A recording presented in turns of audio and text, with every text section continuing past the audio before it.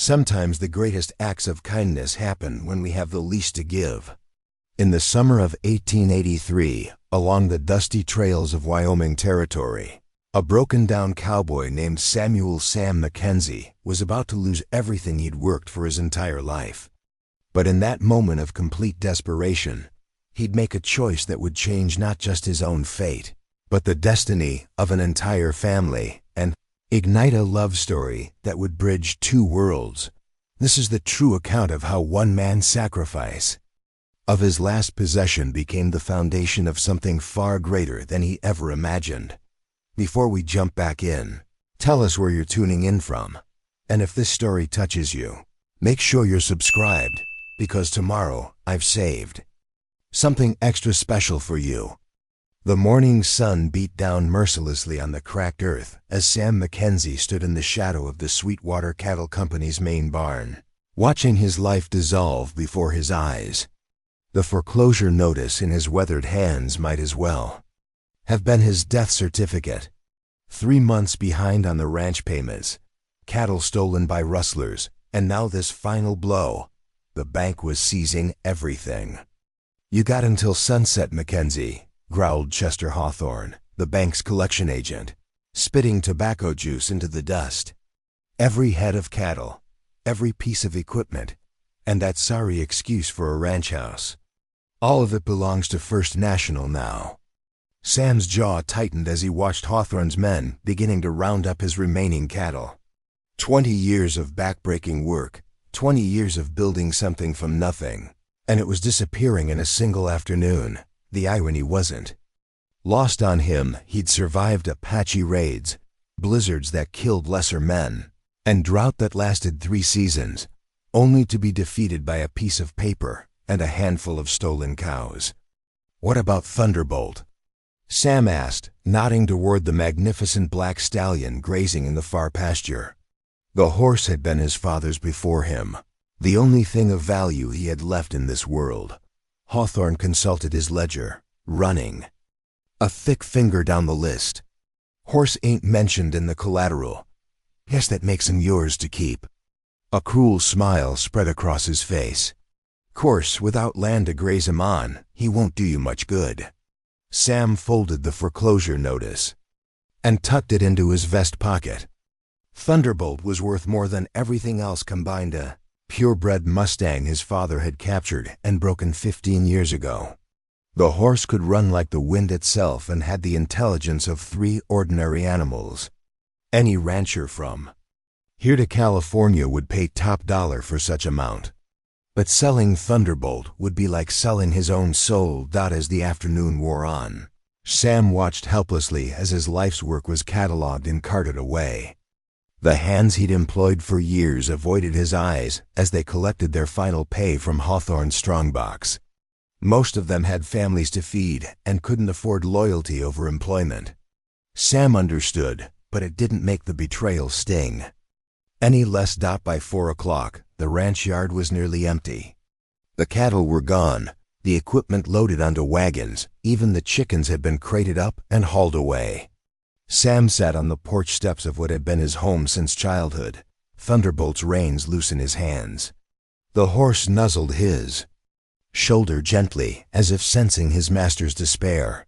"Well, boy," Sam murmured, stroking the stallion's neck, "looks like it's just you and me now." The sound of approaching hoofbeats made him look up. A lone rider was approaching from the east, moving fast across the prairie. As the figure drew closer, Sam recognized Deputy Marshal Jake Sullivan, a friend from his younger days when they'd both worked cattle drives together. Sullivan dismounted, his face grim. "Sam, I hate to be the bearer of more bad news, but there's been trouble in town." "What kind of trouble?" "The kind that involves you." Sullivan removed his hat and wiped sweat from his brow. "Word is that cattle rustling gang that hit your spread last month. They're saying you were in on it, claiming you helped them steal your own stock to collect insurance money." Sam's blood ran cold. "That's a damned lie, Jake, and you know it." "I know it, but Sheriff Morrison's got 3 witnesses who say they saw you talking to the gang leader at Murphy's saloon the night before the theft." course, we both know Murphy would sell his own mother for a shot of whiskey, but the sheriff's under pressure from the Cattlemen's Association. So what are you saying? Sullivan's expression was pained. There's a warrant out for your arrest, Sam. I'm supposed to bring you in. The world seemed to tilt beneath Sam's feet. First the foreclosure, now this. Someone was orchestrating his complete destruction, and he had a strong suspicion who. Chester Hawthorne had been eyeing Sam's land for months, making offers that were insultingly low. When Sam refused to sell, Hawthorne had made veiled threats about other ways to acquire property. "How long do I have?" Sam asked quietly. "I can give you a head start," Sullivan said, glancing over his shoulder. "But not much of one. The sheriff's forming a posse, and they'll be here by nightfall." Sam stood slowly, every joint in his body protesting. At 42, he felt twice that age. The years of hard living had carved deep lines in his face and turned his brown hair prematurely gray at the temples. But his blue eyes still held the steely determination that had carried him through 2 decades of frontier life. "Jake, I need you to know I never stole from anybody. Those cattle were taken by professionals, and I lost more than anyone. I believe you, Sam, but believing and proving are 2 different things." As if summoned by their conversation, dust clouds appeared. On the horizon, the posse was coming earlier than expected. Sam's time had run out. "You better get riding," Sullivan said urgently. "Head for the mountains. I'll tell them you went south toward Colorado." Sam swung up into Thunderbolt's saddle, the familiar leather creaking beneath him. Everything he'd ever known, ever worked for, was behind him now. Ahead lay nothing but uncertainty and the life of a fugitive. "If you see my sister Mary in Denver," he called down to Sullivan, "tell her I'm sorry things turned out this way." "I will. Now get going." Sam touched his heels to Thunderbolt's flanks, and the great horse leaped forward like he understood the urgency. They thundered across the prairie as the sun began its descent toward the western mountains, man and horse moving as one against the backdrop of an endless sky. Behind them, the dust cloud of the approaching posse grew larger. Ahead lay the wilderness of the Wind River Range, where a man could disappear if he knew the country well enough. Sam knew it better than most. He'd hunted these mountains as a boy, guided survey parties through the passes, and helped establish some of the first trading routes with the native tribes.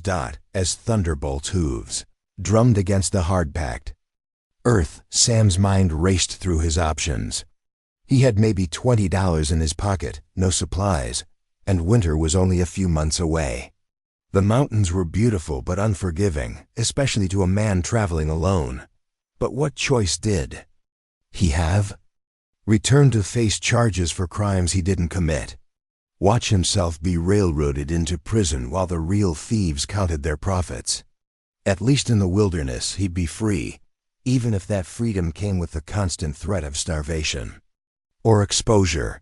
The terrain began to change as they climbed into the foothills. Pine trees replaced prairie grass, and the air grew thinner and cooler. Thunderbolt's breathing remained steady despite the pace they'd maintained for over an hour. The horse's endurance was legendary. Sam had once ridden him for 18 hours straight during a blizzard, and the stallion had never faltered. As darkness fell, Sam finally allowed Thunderbolt to slow to a walk.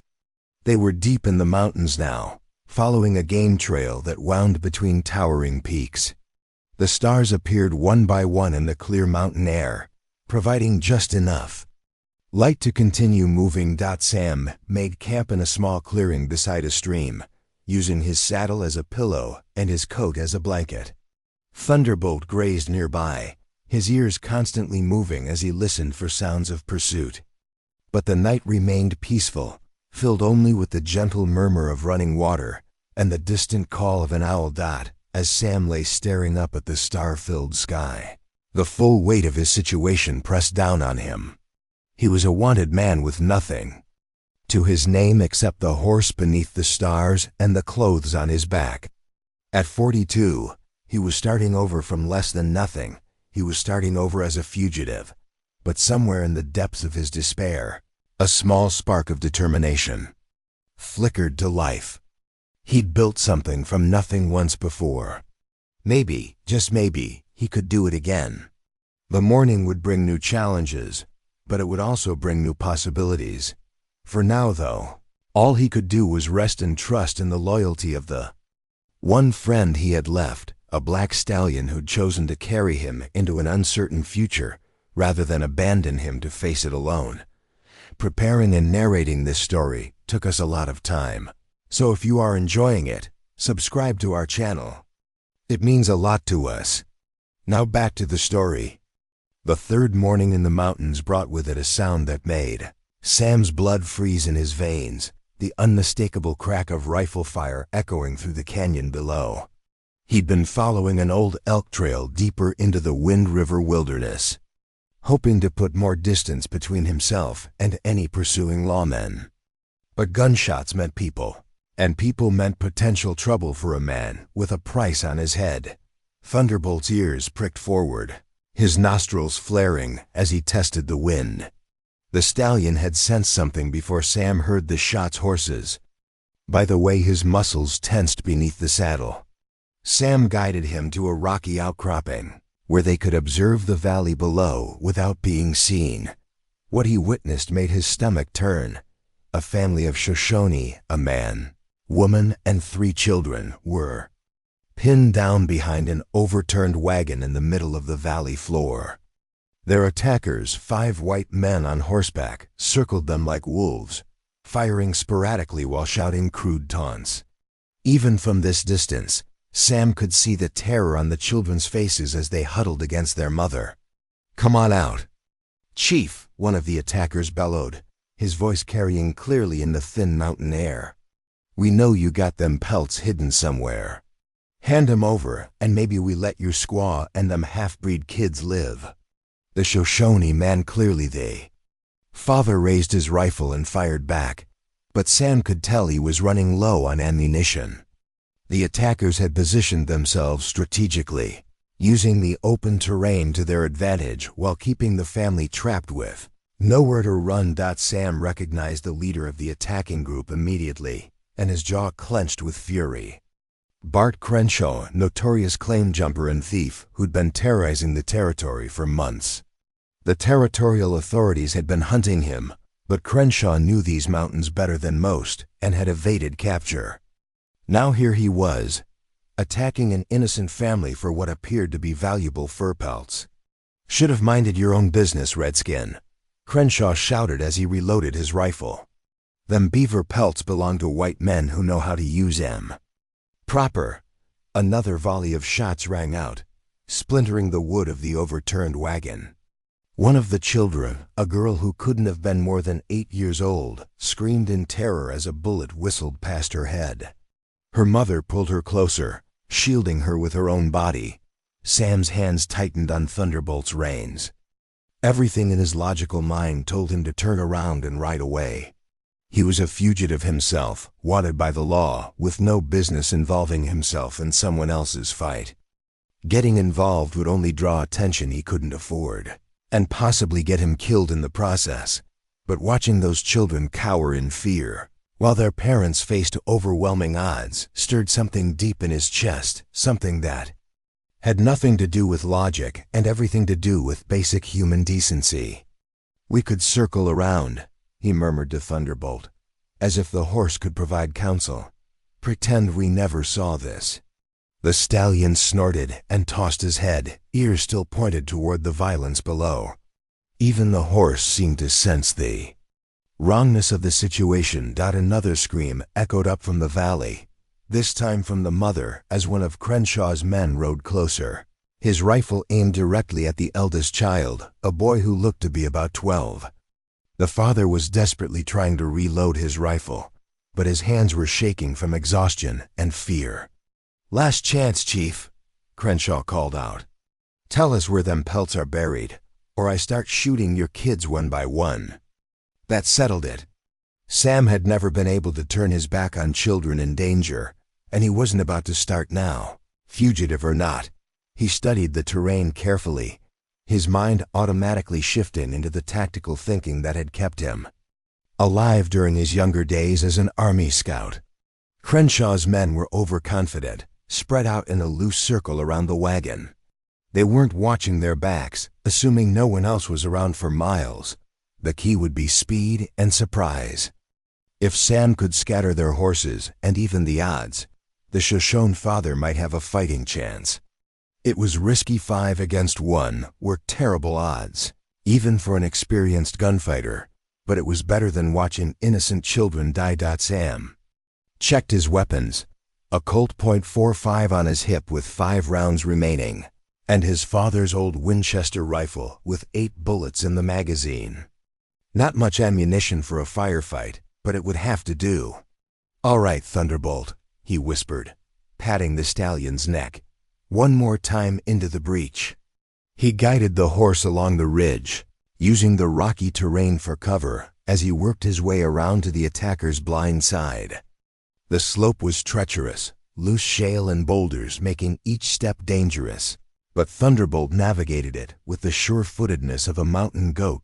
Below, the situation was deteriorating rapidly. Crenshaw had dismounted and was walking toward the wagon, his rifle trained on the cowering family. "I'm done playing games, Chief. You got 10 seconds to start talking, or that pretty little daughter of yours gets a bullet." The Shoshone father rose from behind the wagon, his rifle empty, his hands raised in desperate surrender. "Please," he said in accented but clear English, "children innocent. Take me, but leave family alone." "Oh, I'll take you all right," Crenshaw sneered. "But first, them pelts, where are they?" Sam was in position now, hidden behind a cluster of boulders about 50 yards upslope from the attackers. The angle wasn't perfect, but it would have to do. He dismounted and tied Thunderbolt's reins to a sturdy pine, then checked his rifle. One more time that the Shoshone man looked broken, defeated. "Pelts hidden by Sacred Spring," he said quietly. 2 miles north, beside 3 standing stones. "Now we're getting somewhere." Crenshaw grinned, motioning to 2 of his men.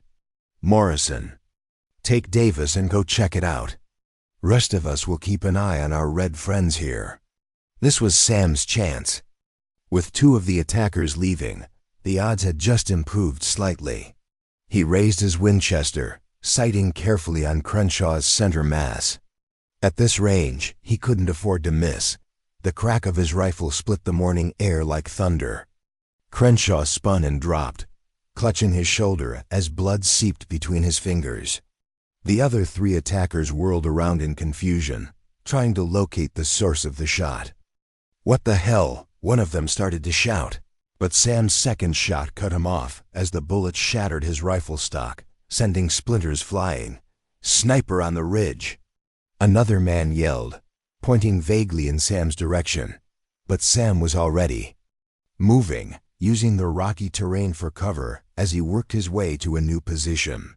The key to surviving a gunfight when outnumbered was to never stay in one place long enough for the enemy to get a fix on you.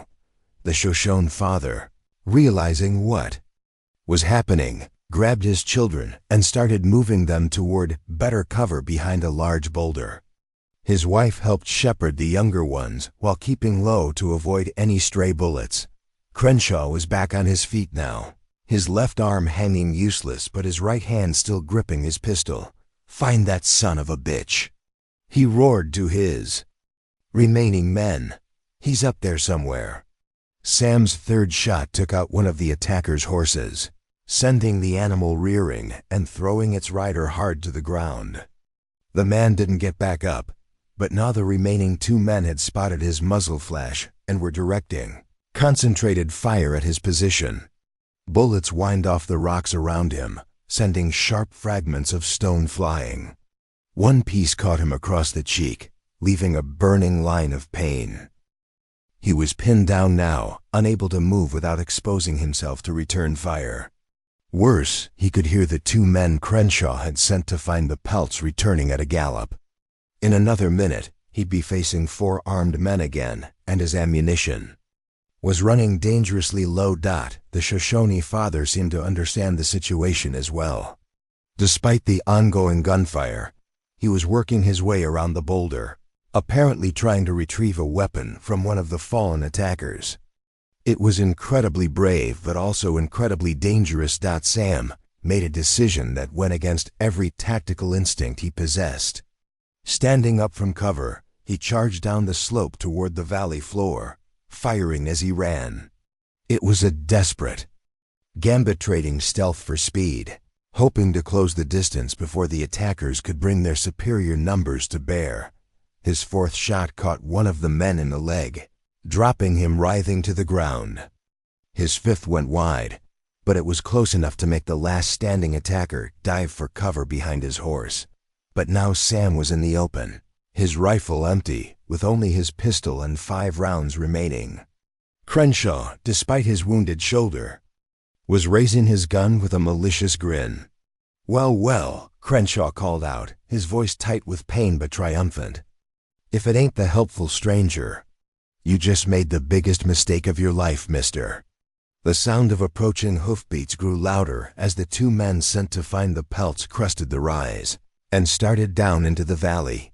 Sam's desperate gamble had failed, and now both he and the innocent family he tried to save were about to pay the price. In that moment, with death staring him in the face and his ammunition nearly exhausted, Sam realized that sometimes doing the right thing meant accepting that you might not live to see the outcome.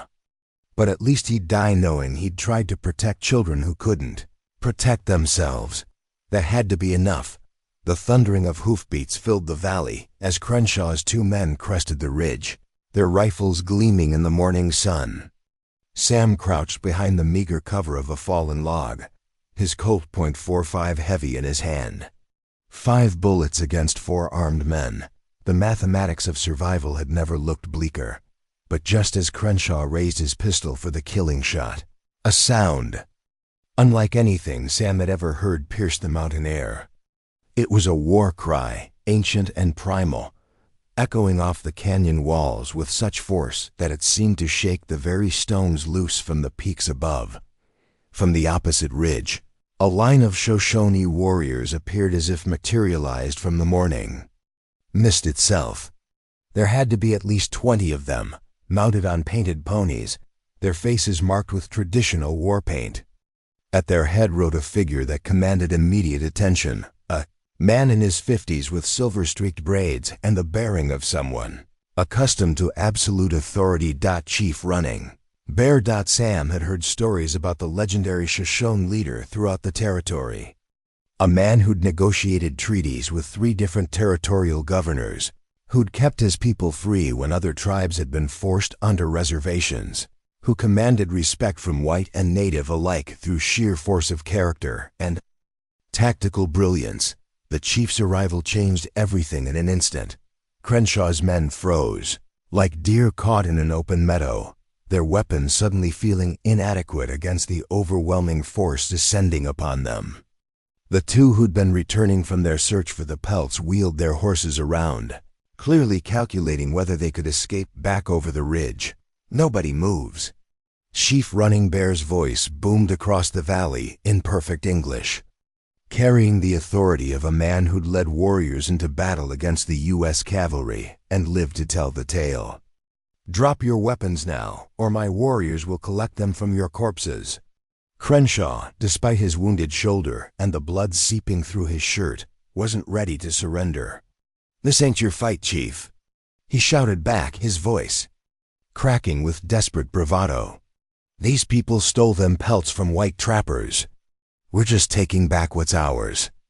A harsh laugh echoed from the ridge as Chief Running Bear guided his war pony down the slope with practiced ease. Behind him, his warriors spread out in a perfect tactical formation, their rifles and traditional weapons creating an impressive display of firepower. "The man you call Chief is my brother, White Crow," Running Bear called out, his voice carrying easily across the valley. "And those pelts were taken from beaver dams on Shoshone hunting grounds, by Shoshone hands, according to treaties signed by your own government. You are the thieves here." Sam watched in fascination as the true nature of the situation became clear. The family under attack wasn't just any Shoshone family. White Crow was apparently the chief's brother, making this a direct assault on the leadership of one of the most powerful tribes in the region. Crenshaw and his men had unknowingly started a war they couldn't possibly win. White Crow emerged from behind the boulder where he'd been sheltering his family, his exhaustion replaced by visible relief. He called out something in Shoshone to his brother, his voice heavy with emotion.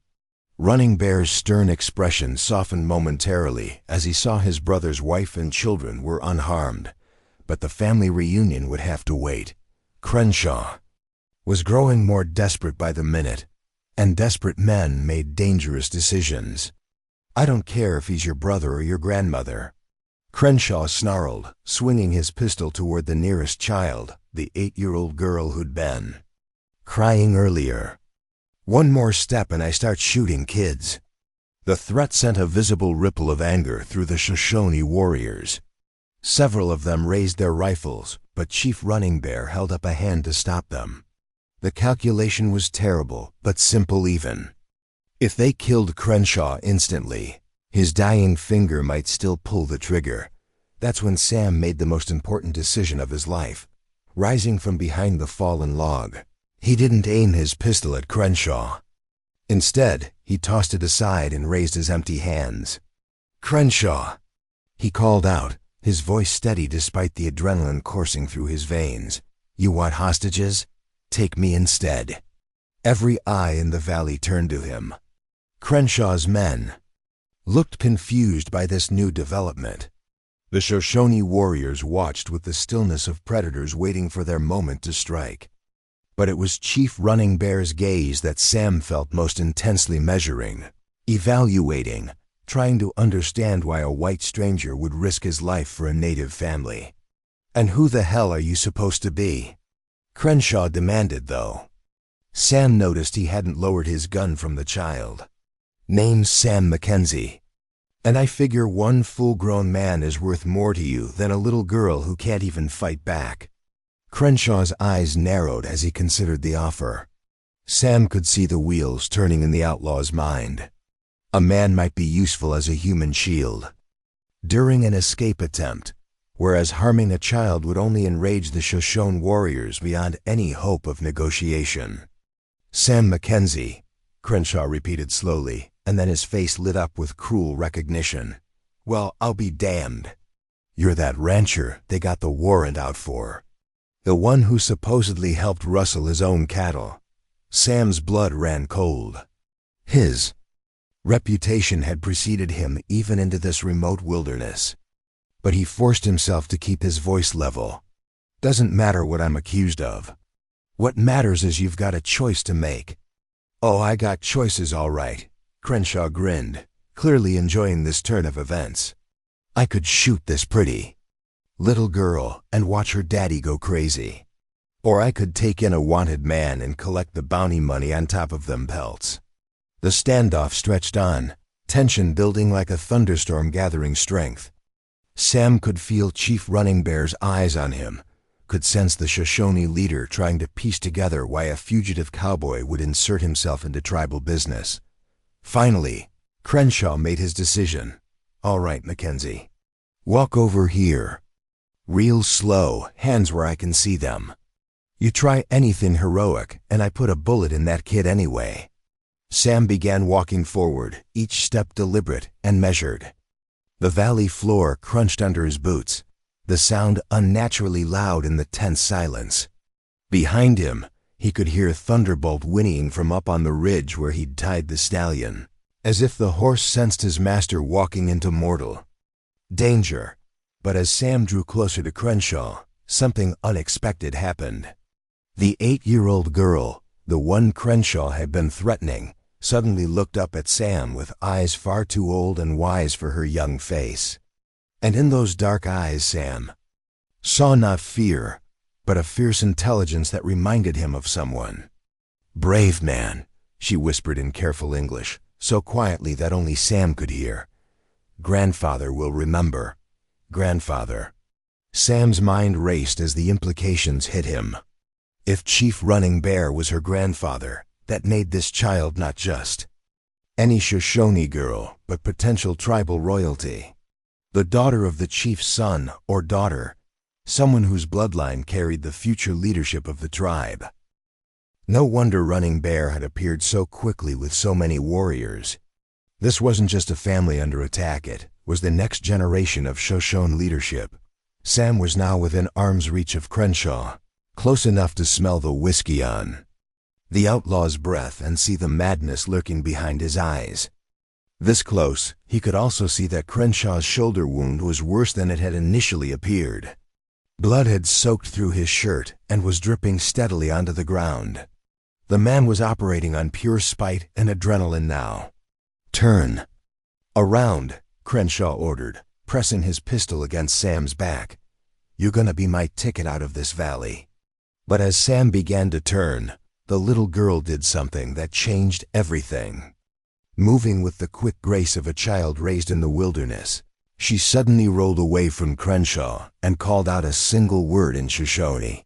The effect was instantaneous. 20 Shoshone warriors moved as one, their weapons trained on Crenshaw and his remaining men with deadly precision.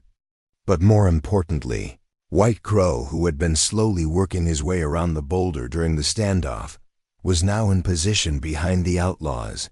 "The child is clear." White Crow shouted in English, and chaos erupted. Sam threw himself sideways. As Crenshaw's pistol discharged, the bullet whining harmlessly into the air. The valley filled with gunfire as the Shoshone warriors opened up on Crenshaw's men with devastating accuracy. It was over in seconds. When the smoke cleared, 3 of Crenshaw's men lay dead, and the 4th, the one Sam had wounded in the leg earlier, was on his knees with his hands raised in surrender. Crenshaw himself was still alive but badly wounded. His gun hand shattered by a Shoshone bullet, Sam found himself lying on his side in the dirt, his ears ringing from the gunfire. But he was alive, and more importantly, the family was safe. The little girl was already back in her mother's arms, while her brothers clustered around their father. Chief Running Bear rode down into the valley, his painted pony stepping carefully around the bodies. When he reached Sam, who was struggling to sit up, the chief dismounted and extended a weathered hand. "Sam Mackenzie," he said, his voice carrying a note of respect that hadn't been there before. "My granddaughter speaks truth. You are a brave man." As Sam grasped the chief's hand and pulled himself to his feet, he realized that his life had just taken another dramatic turn. In the space of a few minutes, he'd gone from wanted fugitive to someone who'd earned the respect of one of the most powerful native leaders in the territory. But respect, Sam was about to learn, came with its own complications. The Shoshone encampment stretched along the banks of a crystal-clear mountain stream. Dozens of traditional teepees arranged in careful patterns that spoke of centuries of wisdom about wind, water, and defense. As Sam rode Thunderbolt through the camp alongside Chief Running Bear's procession, he felt the weight of countless eyes upon him, some curious, some suspicious, all intensely interested in the white man who'd risked his life for one of their own. 3 days had passed since the confrontation in the valley, and Sam was still trying to process how dramatically his circumstances had changed. From wanted fugitive to honored guest of the Shoshone Nation, it was a transformation that left him feeling unmoored, uncertain of his place in this new reality. "You are troubled, Sam Mackenzie," Chief Running Bear observed as they dismounted near the largest teepee in the camp. The chief's weathered face showed nothing but patient understanding. "This is natural. Honor often weighs heavier than shame." Sam couldn't argue with that assessment. The past few days had been a whirlwind of Shoshone hospitality that felt simultaneously generous and overwhelming. He'd been given his own lodge, fine meals, and treatment for the minor wounds he'd sustained in the gunfight. But beneath the kindness lay an undercurrent of expectation that he didn't fully understand. "Chief," Sam said carefully, "I'm grateful for your people's hospitality, but I need to understand what you expect from me. I'm still a wanted man by white law. My presence here could bring trouble to your tribe." Running Bear studied him for a long moment, then gestured toward a circle of logs arranged around a fire pit. "Sit. There are things you must know about the path that lies before you." As they settled beside the crackling fire, other members of the tribe began to gather at a respectful distance. Sam recognized White Crow, the chief's brother whose family he'd helped save, along with his wife and 3 children. The 8-year-old girl whose name he'd learned was Morning Star caught his eye and offered a shy smile before hiding behind her mother's skirts. "My people have watched the white settlements grow for many seasons," Running Bear began, his voice carrying the cadence of a natural storyteller. "We have seen good men and bad men, wise leaders and foolish ones. But rarely have we seen a white man willing to die for native children he had never met." Sam shifted uncomfortably. "I did what anyone with a conscience would do." "No, White," Crow interjected firmly. "You did what a warrior does. What a protector does. There's difference." Running Bear nodded approvingly at his brother's words. "White Crow speaks truth. And because you acted as warrior, you have earned place in Warrior's Circle. But this brings obligations." Before Sam could ask what kind of obligations, the sound of approaching horses drew everyone's attention. A group of young Shoshone riders was returning to camp, and at their head rode someone who made Sam's breath catch in his throat. She was perhaps 25 years old, with long black hair that gleamed like polished obsidian in the afternoon. "Son," her bearing spoke of confidence and authority as she guided her painted pony through the camp with fluid grace. She wore traditional Shoshone dress that had been decorated with intricate beadwork. But Sam also noticed the rifle scabbard on her saddle and the way her eyes constantly scanned their surroundings. This was someone accustomed to both ceremony and combat. "Ayanna," Chief Running Bear called out, and there was unmistakable pride in his voice. "Come, meet the man who saved your cousin's family." As the young woman dismounted and approached their circle, Sam felt something shift in the air around him. Her dark eyes met his directly unusual for many native women when meeting white strangers, and he saw intelligence there that matched her grandfather's, along with something else he couldn't quite identify. "This is my granddaughter, Ayanna," Running Bear said formally. "Her name means eternal blossom in our tongue, but the young warriors call her Swift Arrow for her skill with bow and rifle." Ayanna inclined her head slightly toward Sam, a gesture that managed to be both respectful and somehow challenging. "I have heard the story of your courage, Sam Mackenzie," she said in English that was more precise and educated than Sam had expected. "My cousin Morning Star speaks of you as the brave horseman. Your English is excellent," Sam said, immediately regretting how surprised he sounded. A slight smile played at the corners of Ayanna's mouth. "I attended the mission school in Denver for 3 years before returning to my people. Education is a weapon, my grandfather taught me, and we must master our enemy's weapons as well as our own." The directness of her words, the confidence in her stance, the way she seemed to command attention even in a camp full of seasoned warriors. Sam found himself more intrigued than he'd been by anyone in years. But he also sensed undercurrents. He didn't understand cultural complexities that went far beyond his experience. "Ayanna leads our scouting parties," White Crow explained, settling back down by the fire. "She knows these mountains better than any warrior, white or native. She also speaks for our people when we trade with the settlements. Someone must bridge the 2 worlds," Ayanna said simply. "My grandfather is wise in the old ways, but I have walked in both the white world and the Shoshone world. Sometimes this knowledge is necessary." As the afternoon progressed, Sam found himself drawn into the rhythms of camp life in ways that surprised him. Children who had initially hidden behind their parents began approaching with shy curiosity, especially after Morning Star loudly proclaimed him friend of all Shoshone children. The warriors, initially reserved, began including him in their Conversations about hunting, horses, and the changing political situation in the territory. But it was Ayanna who truly captured his attention. She moved through the camp with natural authority, consulting with hunting parties about game movements, settling minor disputes between families, and checking on the welfare of elders with genuine care. Yet Sam also noticed how she would pause in her duties to observe him, as if trying to solve some complex puzzle. As evening approached, Chief Running Bear invited Sam to join the leadership circle for their daily council meeting.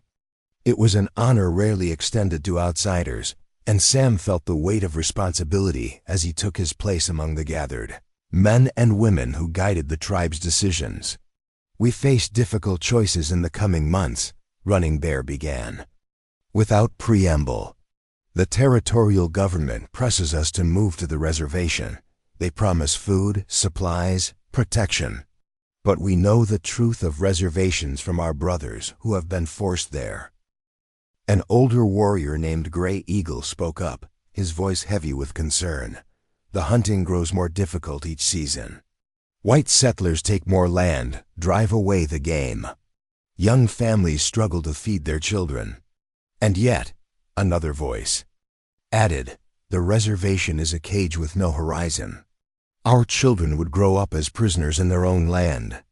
Sam listened to the debate with growing understanding of the impossible position the Shoshone found themselves in. Like his own situation, they faced a choice between different kinds of destruction: slow starvation in freedom, or slow cultural death in captivity. "What of the winter camps?" Ayanna asked, her voice cutting through the discussion with practical urgency. "The high passes will be closed within 2 months. If we are to move, it must be soon." Chief Running Bear nodded gravely. "This is why your arrival is significant, Sam Mackenzie. You have shown that not all white men see us as enemies. Perhaps there are other ways to survive than the choices the government offers." Sam felt the full attention of the circle focused on him, and he struggled to understand what they expected. "Chief, I'm honored by your confidence, but I'm not sure what you're asking of me." "We ask nothing yet," Running Bear replied carefully, "but we observe, we consider. A man who would risk his life for our children might be a man who could help us find a path between worlds." The council continued late into the evening, covering everything from winter food stores to reports of cavalry movements in the region. Sam contributed where he could, sharing his knowledge of territorial politics and the mindset of white settlers and officials. But mostly he listened, learning about a world he'd never truly understood despite living alongside it for decades. When the meeting finally ended, Ayanna approached him as the others dispersed to their families and lodges. "Walk with me," she said. Not quite a request, but not quite a command either. They strolled along the stream bank in comfortable silence for a while, the water gurgling peacefully beside them while the camp settled into the quiet rhythms of night. Above them, stars were beginning to appear in the clear mountain sky, more brilliant than Sam had ever seen them. "You are not what I expected," Ayanna said finally. "What did you expect?" She considered the question seriously. "Most white men who involve themselves in our affairs want something: land, gold, furs, or simply the feeling of being saviors to the poor Indians. But you—" She paused, studying his profile in the starlight. "You ask for nothing, expect nothing. This is unusual." Sam thought about her observation. It was true, he hadn't asked for any reward or recognition for his actions in the valley. The thought honestly hadn't occurred to him. "Maybe that's because I have nothing left to want," he said finally. "A few days ago, I lost everything I'd worked 20 years to build. Hard to think about gaining when you're still processing the losing." "And yet you gained something in that valley," Ayanna said softly. "Purpose, perhaps. The respect of people who do not give it easily." They had reached a bend in the stream, where the water formed a small pool, mirror still in the calm night air. Ayanna knelt by the water's edge and cupped her hands to drink, the simple gesture somehow graceful and ritualistic. My grandfather sees in you a bridge between our peoples, she said, rising and turning to face him directly. But bridges carry traffic in both directions. The question is whether you are strong enough to bear the weight of both worlds. Before Sam could respond, she was walking back toward camp, leaving him alone by the stream with questions he'd never thought to ask, and possibilities he'd never dared to imagine. In the distance, Thunderbolt nickered softly from where he grazed with the Shoshone horses, and Sam realized that for the first time since losing his ranch, he felt like he might be exactly where he belonged. The morning mist clung to the valley, floor like ghostly fingers as Sam guided Thunderbolt along the hunting trail, Ayanna riding silently beside him on her painted mare. They'd been traveling for 2 hours now, ostensibly checking trap lines for the winter fur harvest, but Sam sensed there was more to this journey than practical concerns. "There is a place I wish to show you," Ayanna had said simply after the dawn meal, and something in her tone had made it clear this wasn't a casual invitation. The trail wound steadily upward through stands of aspen and pine, their leaves creating a golden canopy overhead. The air grew thinner and cleaner with each mile, carrying the sharp scent of snow from the high peaks. It was country that reminded Sam of his childhood, when his father had taken him hunting in these same mountains before the weight of ranch responsibilities had claimed his life. "Tell me about the man who rejected you," Ayanna said suddenly. Breaking the comfortable silence, Sam's hands tightened involuntarily on the reins. In the week since he'd arrived at the Shoshone camp, no one had asked him directly about his past, though he knew the story of his fugitive status had spread throughout the tribe. The question caught him off guard with its directness. "What do you want to know?" "Everything," she said simply. "My grandfather says a man's past shapes his future like water shapes stone. If you are to be bridge between our peoples, I must understand. What currents have carved you?" Sam was quiet for a long moment, listening to the steady rhythm of their horses' hooves on the rocky trail. He'd spent so many nights lying awake in his bedroll, replaying the events that had led to his downfall, that the story felt worn smooth like a river stone. "His name was Chester Hawthorne," Sam began finally. "Bank agent from back east who came to Wyoming with big ideas about building an empire. Started buying up ranches that couldn't make their payments, consolidating them into one massive operation. And your ranch was one he wanted." "The Keystone Piece," Sam confirmed, his voice growing bitter. "My land controlled access to the best water rights in 3 counties. Without it, his empire would always be vulnerable to drought." They crested a small rise, and Ayanna pointed toward a narrow side trail that led deeper into the mountains. "This way," she said, then added, "Continue your story." Sam followed her lead, Thunderbolt navigating the increasingly treacherous path with sure-footed confidence. Hawthorne made offers for 3 years running, each one more insultingly low than the last. When I kept refusing to sell, he started making threats. Said there were other ways to acquire property from stubborn men. "You did not believe him." "I should have," Sam admitted. "But I was proud, stupid proud. That ranch had been in my family for 2 generations. My father died defending it from Apache raids. My mother spent her last years watching it grow from a hardscrabble homestead into something worth having. The idea of selling it to some Eastern banker who'd never worked a day with his hands, ... double quotes, he shook his head. I'd rather have burned it to the ground first." The trail leveled out into a small meadow surrounded by towering peaks. In the center stood the ruins of what had once been a substantial log cabin, its walls blackened by fire, its roof long since collapsed. Wildflowers grew up through the charred timber, nature slowly reclaiming what man had built. Ayanna dismounted and tied her horse to a stunted pine tree.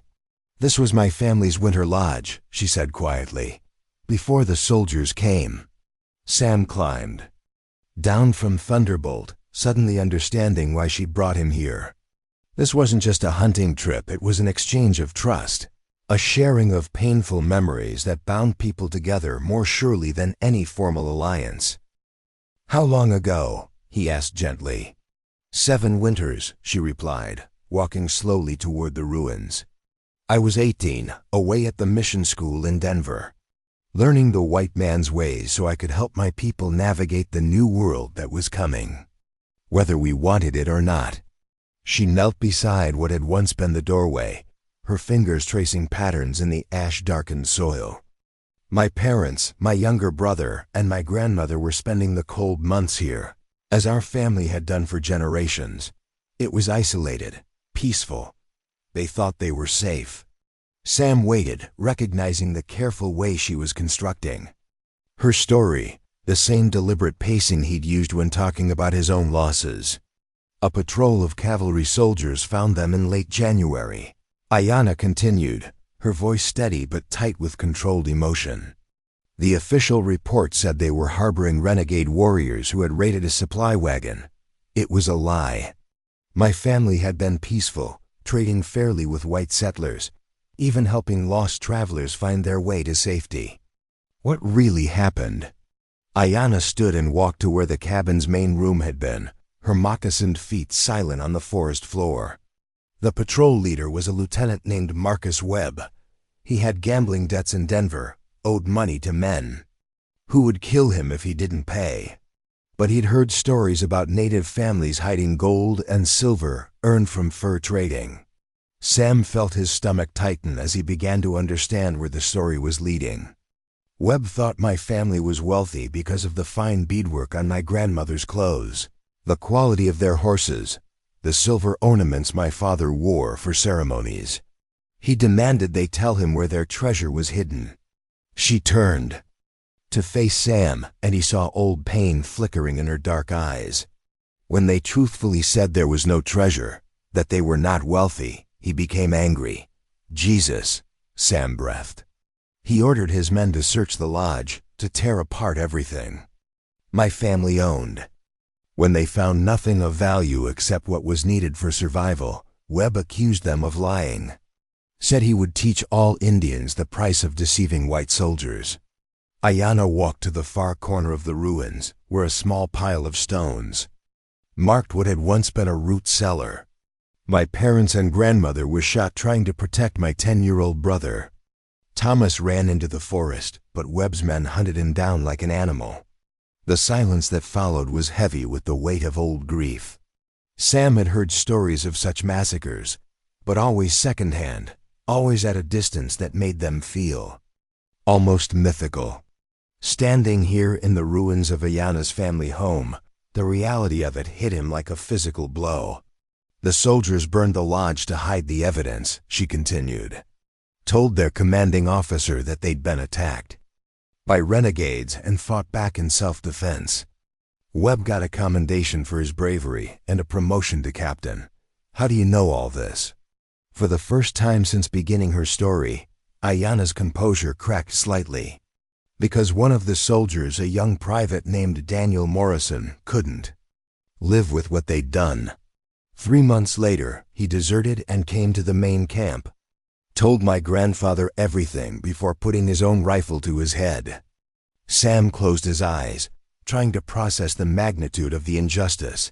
"And Webb?" "Captain Marcus Webb now commands the garrison at Fort Bridger," Ayanna said, her voice regaining its steady control. "He has never been held accountable for murdering my family. The army considers the matter closed." The pieces of her story settled into place in Sam's mind, and he began to understand not just what had shaped Ayanna, but why Chief Running Bear had been so interested in him.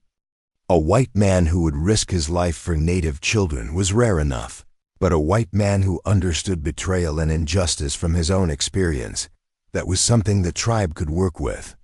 "Your turn," Ayanna said, settling gracefully onto a fallen log. "Tell me how Hawthorne destroyed you." Sam found himself speaking more freely than he had to anyone since his troubles began.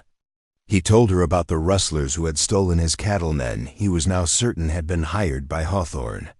About the planted witnesses who claimed to have seen him conspiring with the thieves. about the foreclosure notice that arrived suspiciously soon after the cattle theft, as if Hawthorne had been preparing for months. But the masterstroke, Sam said, his voice thick with remembered betrayal, was convincing my own foreman to testify against me. Someone you trusted, Jake Sullivan's younger brother Tommy. I'd known him since he was a kid. Gave him his first job when he was 16.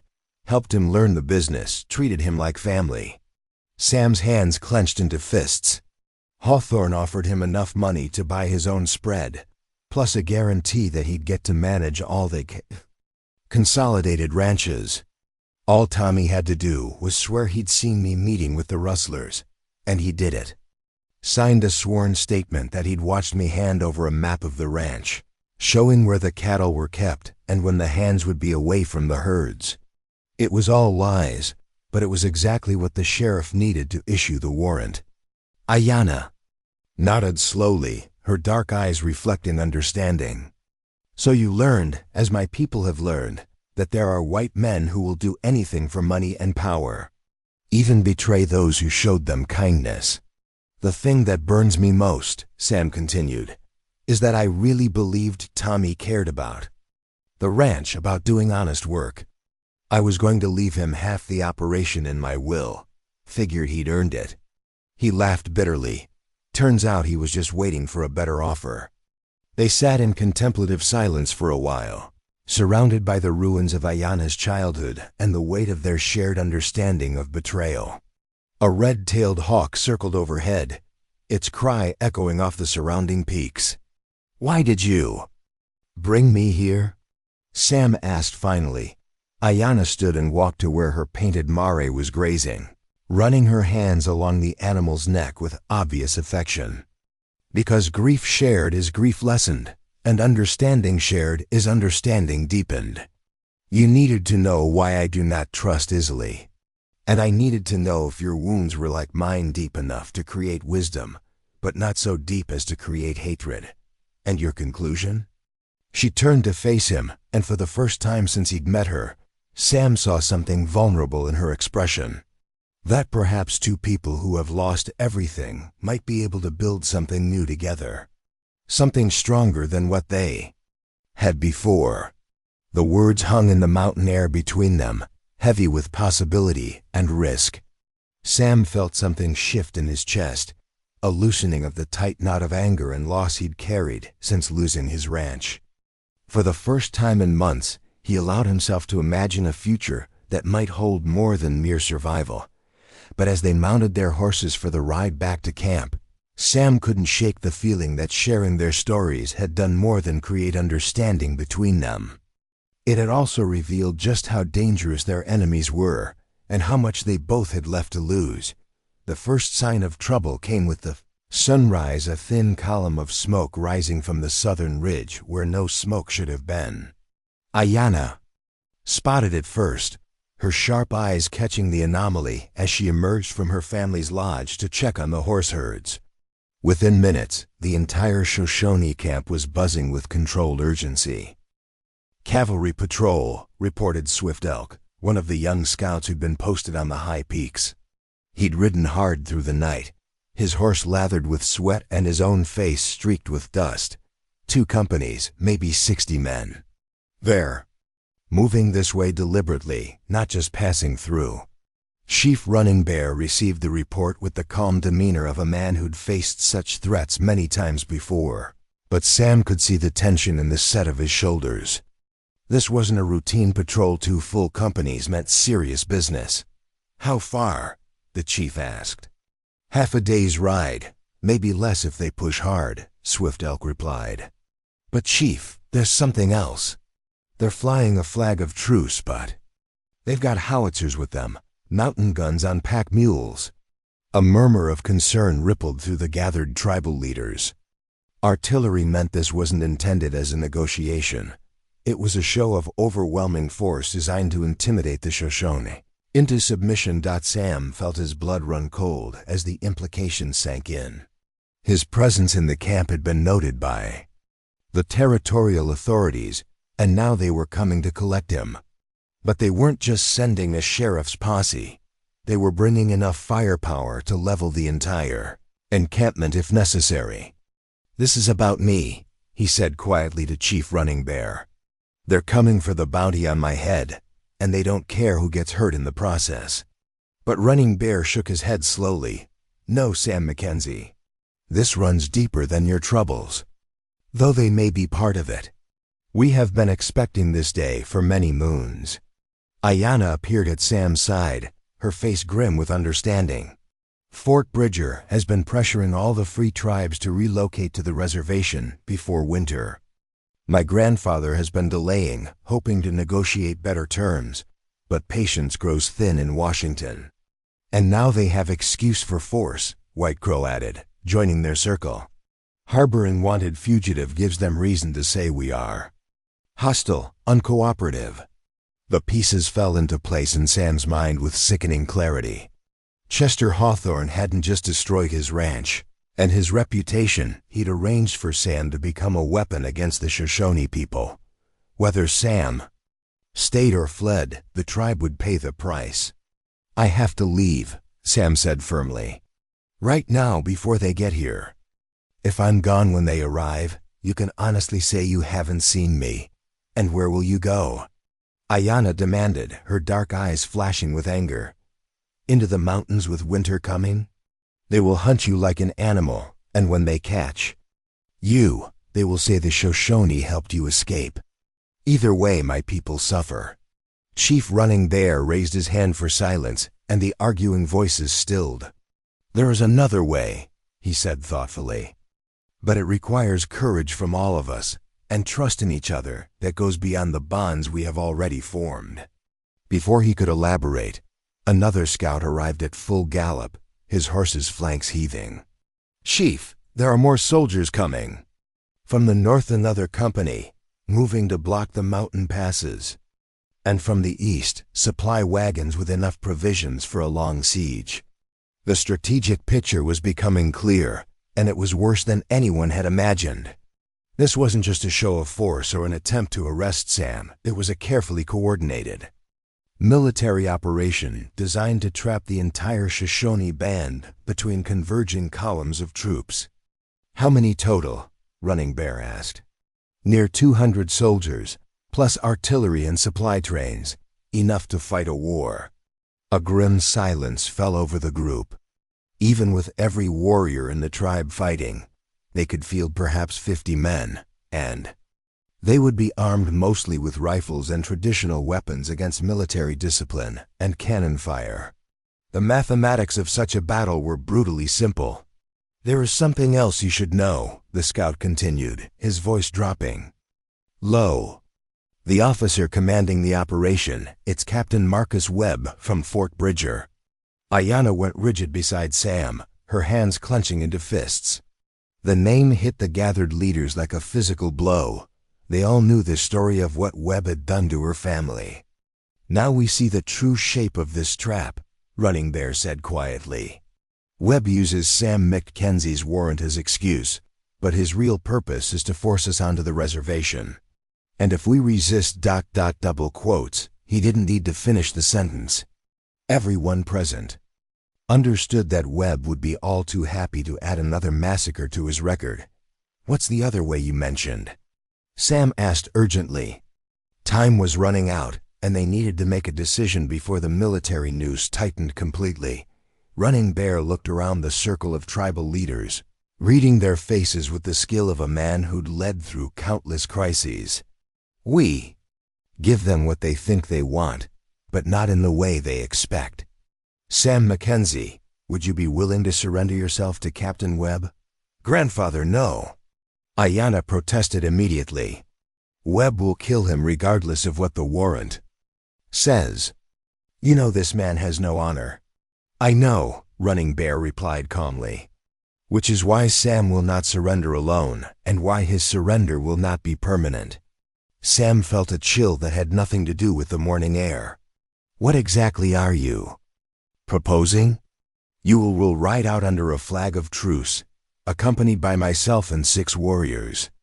We will tell Webb that the Shoshone people have captured the fugitive Sam Mackenzie and are turning him over to the proper authorities as a gesture of cooperation and friendship. And then, Running Bear's weathered face creased into what might have been a smile.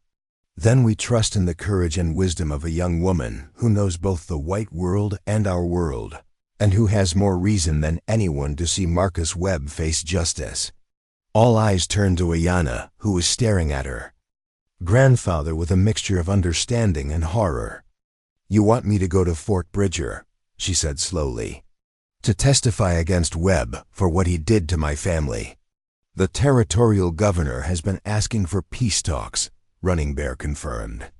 "He wants to negotiate terms for our relocation that will make him look reasonable to his superiors in Washington. If an educated Shoshone woman were to arrive with evidence of military misconduct, demanding justice through proper legal channels, it could force them to investigate Webb," Ayanna finished, her mind clearly racing through the possibilities. "And while they're dealing with that crisis, Sam could escape." "It's too dangerous," Sam protested. "If Webb realizes what she's doing, he'll find a way to silence her permanently." "Maybe," Ayanna said thoughtfully. "But I spent 3 years in the white world, learning their laws, their customs, their weaknesses. I know how to use their own systems against them. And I have allies in Denver who will ensure my story reaches the right ears." The plan was audacious, risky, and required precise timing to have any chance of success. But as the sounds of approaching hoofbeats began to echo from the southern ridge, it became clear that audacious risks were their only remaining option. "There's one more element," Running Bear added quietly. "Sam, when you surrender to Webb, you must give him something valuable as proof of Shoshone cooperation. Something that shows our people are willing to sacrifice to maintain peace." Sam's heart sank as he realized what the chief was suggesting. "Thunderbolt. Your horse is known throughout the territory. Giving him to Webb as a gift will demonstrate that the Shoshone hold nothing back in their commitment to friendship with the white government." The idea of surrendering Thunderbolt to Marcus Webb, the man who'd murdered Ayanna's family in cold blood, made Sam physically sick. But he also understood the tactical necessity. Webb's greed and ego would be flattered by receiving such a valuable gift, possibly making him careless enough for their plan to work. "How long do I have to keep up the charade?" Sam asked. 2 days, maybe 3, Ayanna replied. "Long enough for me to reach Denver and set the legal machinery in motion. Once the territorial governor receives formal complaints about Webb's conduct, he'll have to recall him for investigation. And if something goes wrong?" Ayanna met his eyes directly, and Sam saw the same fierce determination that had carried her through 3 years of loss and planning. "Then we improvise. But Sam, you need to understand this isn't just about saving you or protecting my people. This is about making Webb answer for his crimes. I've waited 7 years for this chance." The sound of military trumpets drifted across the valley, clear and commanding in the crisp morning air. The converging columns were close enough now that individual riders could be seen on the distant ridges, their blue uniforms stark against the autumn landscape. "It's decided then," Chief Running Bear announced, rising to his feet with the dignity of a man who'd made countless life-or-death decisions. "Prepare the horses. We ride out to meet Captain Webb in 1 hour." As the tribal leaders dispersed to ready their warriors and inform their families, Sam found himself alone with Ayanna beside the dying council fire. The weight of what they were about to attempt settled between them like a physical presence. "Are you sure about this?" he asked quietly. "Once you ride to Denver, there's no turning back. Webb will know you're alive, and he'll do everything in his power to stop you." Ayanna reached out and touched his hand, her fingers warm despite the cool morning air. 7 years ago, Marcus Webb took everything I loved from this world. Now I have the chance to take everything he values: his reputation, his command, possibly his freedom. Yes, I'm sure. And us? Sam asked, surprised by his own boldness. What happens to whatever this is between us? For a moment, Ayana's composed mask slipped, revealing the uncertainty beneath her confidence. "That depends on whether we both survive the next few days," she said softly. "But Sam, whatever happens, know that you've given me something I thought I'd lost forever." "What's that?" "Hope," she replied simply. "Hope that justice is possible, and that good people still exist who will fight for what's right." The distant trumpet sounded again, closer now and more insistent. Their time for preparation was almost over, and soon they would all be committed to a course of action that would either free them from their enemies or destroy them completely. But as Sam looked into Ayana's determined eyes, he realized that some battles were worth fighting regardless of the odds, and some people were worth risking everything to protect. The morning sun cast long shadows across the valley floor as two very different processions prepared to embark on journeys that would determine the fate of everyone in the Shoshone camp. At the southern edge of the encampment, Chief Running Bear and 6 of his most trusted warriors sat mounted and ready, their war paint applied with ceremonial precision, their rifles polished but held in positions that spoke of respect rather than aggression. Sam Mackenzie sat among them on Thunderbolt, his hands bound with leather cord in a convincing display of captivity, though the knots could be quickly undone if necessity demanded. The magnificent black stallion sensed the tension in the air, his ears constantly moving as he listened for sounds of the approaching cavalry columns. At the northern edge of camp, a smaller but no less significant group was making final preparations for their own perilous journey. Ayana, dressed in her finest traditional clothing but with a leather satchel containing crucial documents slung across her shoulder, checked the straps on her painted mare one last time. Beside her, 2 trusted warriors, Stone Bear and Running Wolf, would escort her to the territorial capital, then fade into the wilderness to await word of the plan's success or failure. But it was the scene between these 2 groups that truly captured the magnitude of what was about to unfold. The entire Shoshone tribe, men, women, children, and elders had gathered in the central area of the camp, forming a living circle that encompassed both departing parties. It was a display of unity and support that transcended the immediate crisis, a visual representation of a people standing together in the face of overwhelming odds. Elder woman Dancing Cloud, her weathered face marked by 90 winters of wisdom and survival, stepped forward carrying a sacred eagle feather. Her voice, though thin with age, carried clearly across the assembled crowd as she began the traditional blessing for those embarking on dangerous journeys. "Great Spirit, who watches over all your children, both red and white, guide these brave souls on the paths they must walk. Give them wisdom to see clearly, courage to act justly, and the strength to return to us when their work is done." The ritual words washed over the gathering like a protective blanket, binding the entire community to the success of their representatives. Sam, despite his limited understanding of Shoshone customs, felt the power of the moment settling into his bones. These people were risking everything on a plan that required trust in him. A white stranger who'd stumbled into their lives barely 2 weeks ago, little Morning Star, the 8-year-old girl whose life he'd helped save in the valley, broke away from her family and ran to Thunderbolt's side. She reached up with a small hand to touch the stallion's velvety nose, then looked directly at Sam with eyes far too serious for her young face. "Brave horseman," she said in careful English, "you come back to us, promise." The simple words hit Sam harder than any formal ceremony could have. He leaned down from the saddle, his bound hands making the movement awkward, and gently touched the child's hair. "I promise to try, little one. You take care of your family while I'm gone."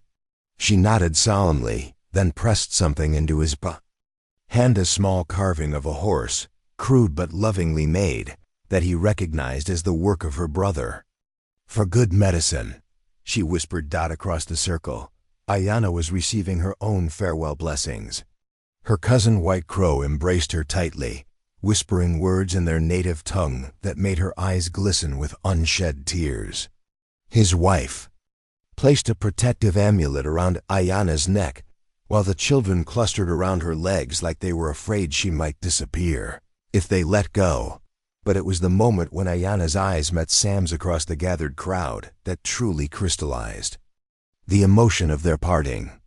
Without words, they communicated everything that needed to be said: promises to be careful, determination to see their plan through, and the unspoken acknowledgement that they might never see each other again. Chief Running Bear raised his hand, and the crowd fell silent. Today, two of our bravest ride different paths toward the same goal: justice for our people and peace for our children.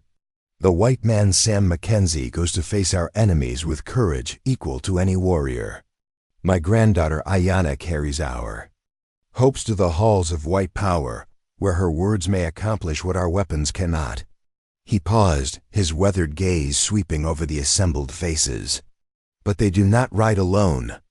They carry with them the strength of every person in this circle, the wisdom of our ancestors, and the prayers of our children. In this way, our entire tribe rides with them. A chorus of voices rose from the crowd: men, women, and children speaking in unison the ancient Shoshone words that meant, "Together we are strong." The sound echoed off the surrounding mountains, a declaration of unity that seemed to challenge the very peaks themselves. As the formal ceremony concluded, individuals began approaching both groups with personal offerings and words of encouragement. Sam was surprised to receive gifts from warriors he'd barely spoken to: a bone-handled knife from Gray Eagle, a pair of warm gloves from Swift Elk, and a small pouch of pemmican from an elderly hunter named Broken Arrow. For the hard times that come to all travelers, Broken Arrow explained in halting English, pressing the dried meat into Sam's bound hands. Food made by free people carries strength that bought food cannot give. Similarly, Ayana was receiving tokens of support from throughout the tribe. Women gave her beadwork to trade for supplies on the journey, while men offered advice about safe routes and friendly contacts in the white settlements. Each gift came with the understanding that it might be the last thing they ever gave her. Sound of distant bugle calls began echoing from multiple directions, indicating that Captain Webb's forces were nearly in position. The time for farewells was ending, and the time for action had arrived. Chief Running Bear mounted his war pony, a magnificent painted stallion that had carried him through countless battles and negotiations. "Sam Mackenzie," he said formally, "are you ready to face your enemies with the courage of the Shoshone people behind you?" Sam straightened in his saddle, feeling the weight of the carved horse in his palm and the trust of an entire community on his shoulders. "I am, Chief, and I swear to you that I won't shame the honor you've shown me." "And Ayana, daughter of my heart," Running Bear continued, turning to where his granddaughter sat mounted and ready, "are you prepared to carry our voice to those who hold power over our future?" Ayana's response was clear and strong, spoken first in Shoshone and then repeated in English so Sam could understand. "I carry the truth of our people's suffering and the hope of our people's future.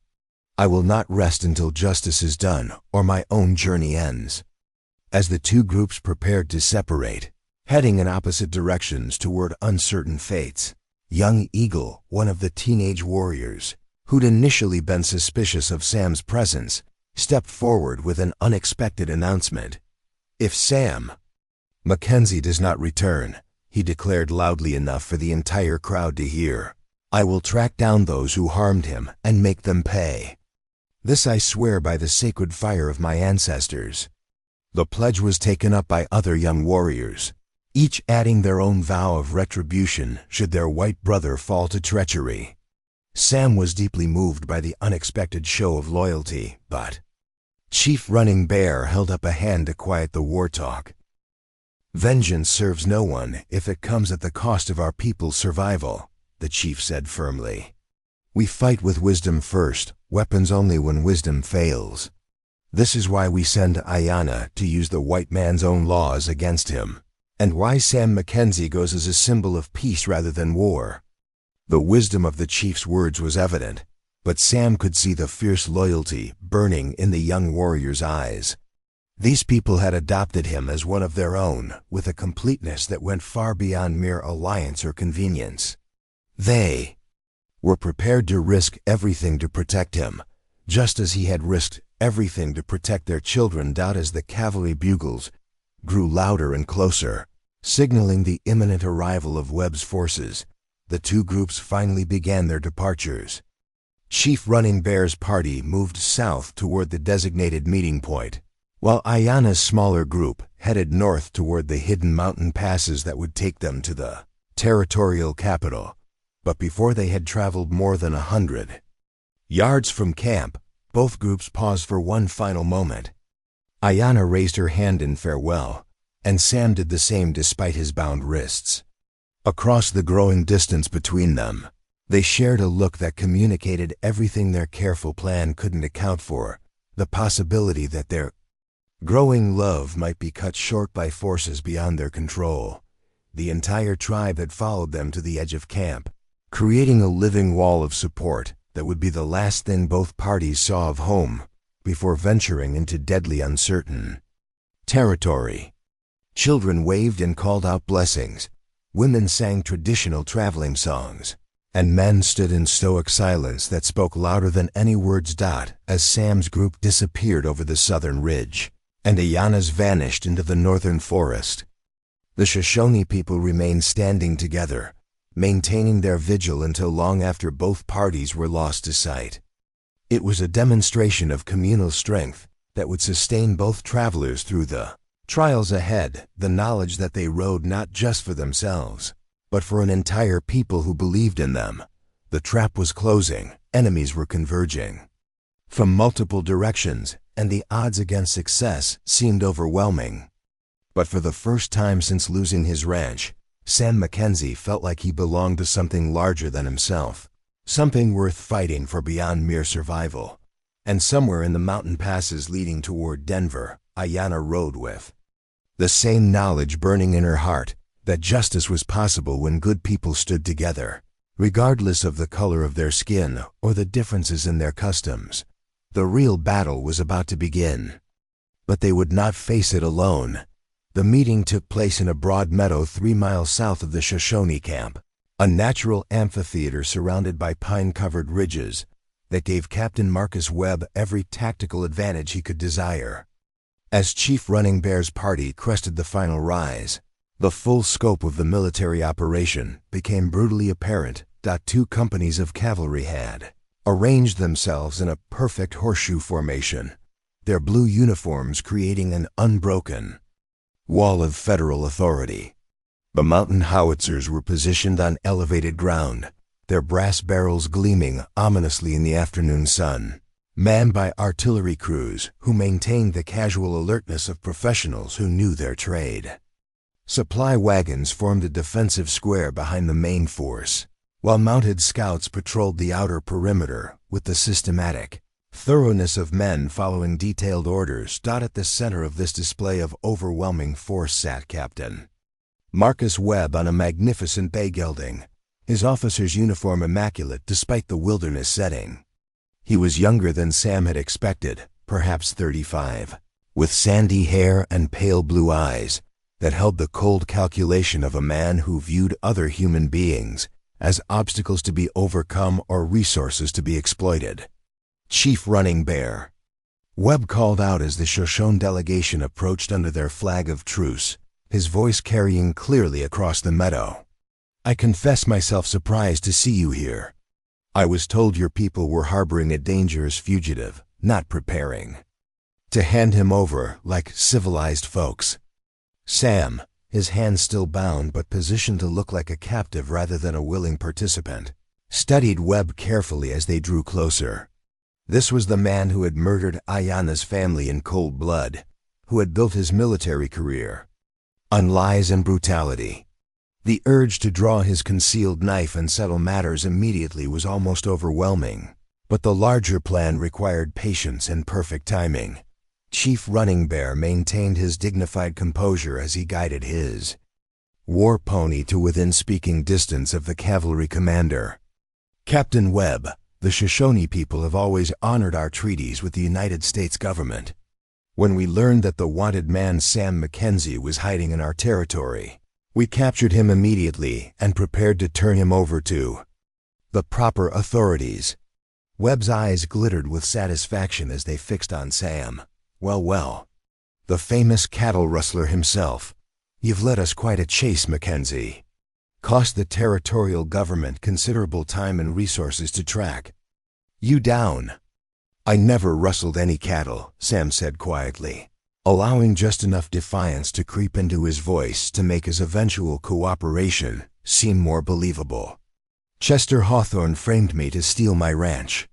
That's what they all say, Webb replied with a cruel smile. But fortunately, proving innocence isn't my job. I just collect fugitives and let the courts sort out the details. The captain's gaze shifted to Thunderbolt, and Sam saw unmistakable greed flicker in those pale eyes. The stallion's magnificent. Confirmation and obvious quality hadn't escaped Webb's notice, just as the Shoshone leaders had predicted. That's quite a horse you've got there, Mackenzie, Webb said, his tone becoming more conversational. Shame to see such fine horseflesh go to waste when its owner gets hanged for cattle theft.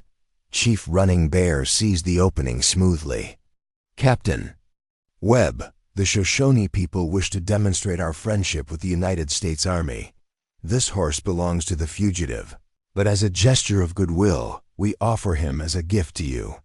Perhaps it will help convince your superiors that we are a peaceful people who desire only to live in harmony with our white neighbors. Webb's eyes lit up with barely concealed avarice. Thunderbolt was worth more than a captain's yearly salary, and everyone present knew it. That's very generous, Chief. I'm sure my commanding officer will note your cooperation in my report. What Webb didn't say, but what Sam could read clearly in his expression, was that the horse would never appear in any official report. Thunderbolt would become Webb's personal property, just another spoil of war claimed by a corrupt officer who viewed his position as a license to steal.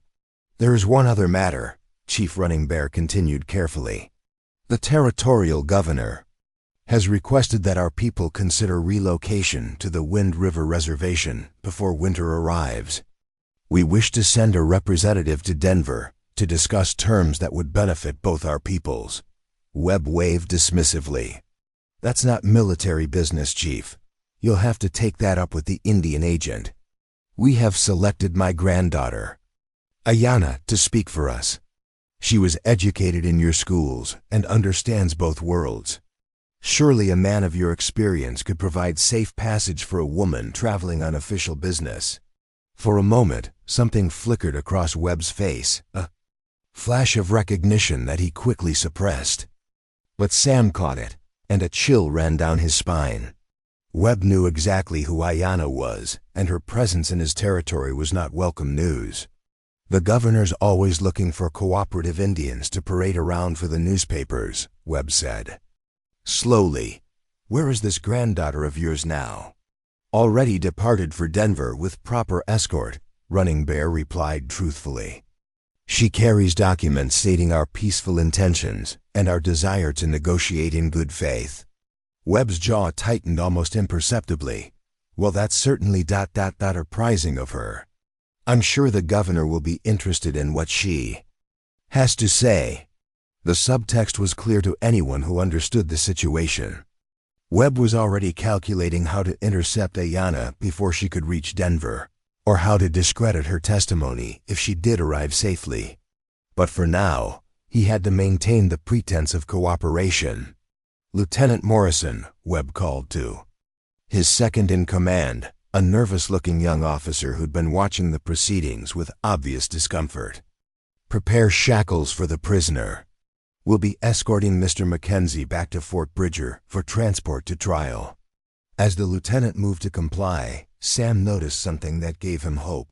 Morrison's face showed none of the casual cruelty that marked his commander.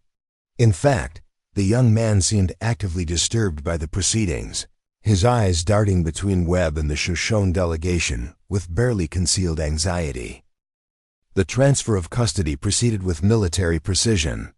Sam was formally shackled hand and foot, his weapons confiscated, and a detailed receipt provided to Chief Running Bear, as if they were conducting legitimate business. Thunderbolt was led away by one of Webb's sergeants, the stallion's eyes rolling white with confusion and distress at being separated from his longtime master. "You've done well today, Chief," Webb announced as the formalities concluded. "This kind of cooperation will be noted favorably when relocation terms are discussed. Perhaps your people will find the reservation more comfortable than other tribes have." The threat was subtle but unmistakable. Cooperate fully, or suffer the fate of tribes who had resisted military authority. Chief Running Bear received it with stoic dignity, but Sam could see the steel beneath the old chief's diplomatic mask as the Shoshone delegation prepared to depart. Running Bear approached Sam one final time. Speaking in a voice pitched low enough that only Sam could hear, he said, "Remember, the eagle sometimes must appear wounded to draw the hawk within striking distance." Sam nodded slightly, understanding the message. The first phase of their plan had succeeded. He was now inside Webb's custody, positioned to learn the captain's intentions and weaknesses. But the most dangerous part lay ahead. The cavalry column began its march toward Fort Bridger, with Sam riding an army horse at its center, heavily guarded and apparently helpless. But as they traveled, he began to notice things that would prove crucial in the days ahead. Lieutenant Morrison consistently positioned himself within earshot of Sam, and several times the young officer seemed on the verge of speaking before thinking better of it. The sergeant in charge of Thunderbolt handled the stallion with obvious respect and skill, suggesting he was a horseman who might be sympathetic to Sam's attachment to the animal. Most importantly, the enlisted men showed none of Webb's enthusiasm for the mission. They followed orders professionally, but without the zealous loyalty that made soldiers truly dangerous. As the sun began to set and the column made camp for the night, Sam found himself chained to a wagon wheel under guard, but close enough to the officer's fire to overhear conversations. What he learned there made his blood run cold. "Sir," Lieutenant Morrison was saying carefully, "I've received a telegram from Territorial Headquarters. The governor is expecting a Shoshone representative tomorrow or the next day. A woman named Ayanna who's coming to discuss relocation terms." Webb spat into the fire, causing it to hiss angrily. "I know exactly who she is, Lieutenant. And I know what she's really coming to discuss, sir. 7 years ago, I dealt with some renegade Indians who were stealing from white trappers and threatening settlements. It was a clean military action, properly conducted according to regulations. But one member of that family escaped a young woman who was away at school during the operation." Morrison's face went pale in the firelight. "And you think this Ayanna is—" "I know she is. She's been planning this for years, waiting for the right moment to make accusations that could destroy my career. Well, she's made a fatal miscalculation. The road to Denver passes through territory where accidents happen all the time. Bandits, wild animals, treacherous weather. 1,000 things can go wrong for unwary travelers." The lieutenant's discomfort was obvious even in the dim light. "Captain, if she's traveling under official protection... She's traveling under my protection, Lieutenant, and I take that responsibility very seriously." Webb's smile was visible in the firelight, cold and predatory. "So seriously that I've already dispatched a patrol to ensure her safe passage. Sergeant Kane and his best men, with orders to intercept her party and provide additional escort." Sam's heart hammered against his ribs. Sergeant Kane was Webb's most trusted enforcer, a man with a reputation for carrying out orders regardless of their legality or morality.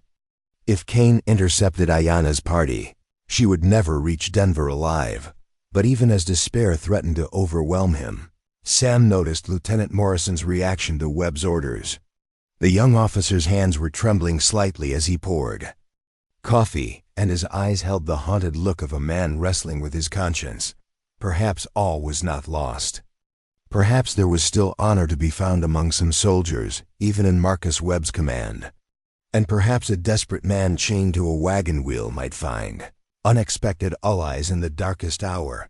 The fire crackled and sparked, sending embers drifting up toward the star-filled sky, while in the darkness beyond the camp perimeter, the fate of everything Sam had come to care about hung in the balance.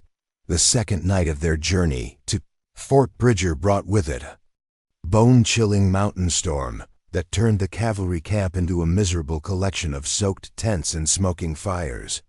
Rain lashed the canvas shelters while wind howled through the pine trees like the voices of angry spirits.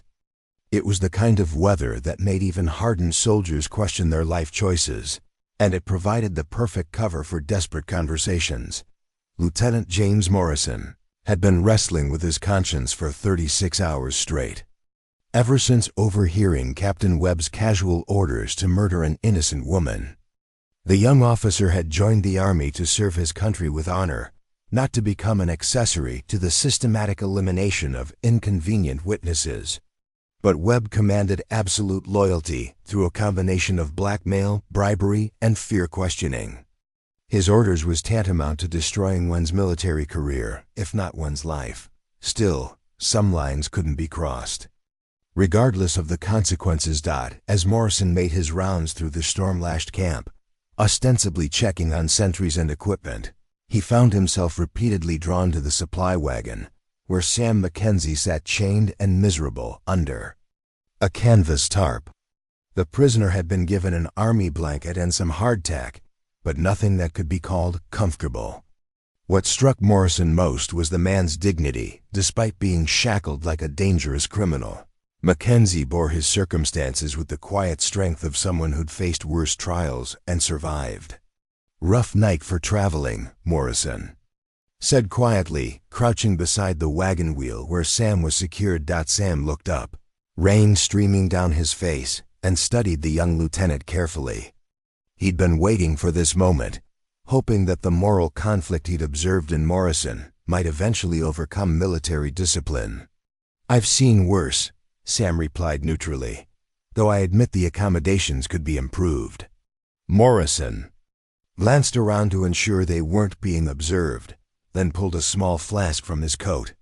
"Whiskey," he offered. "Might help with the cold." It was a small gesture, but significant.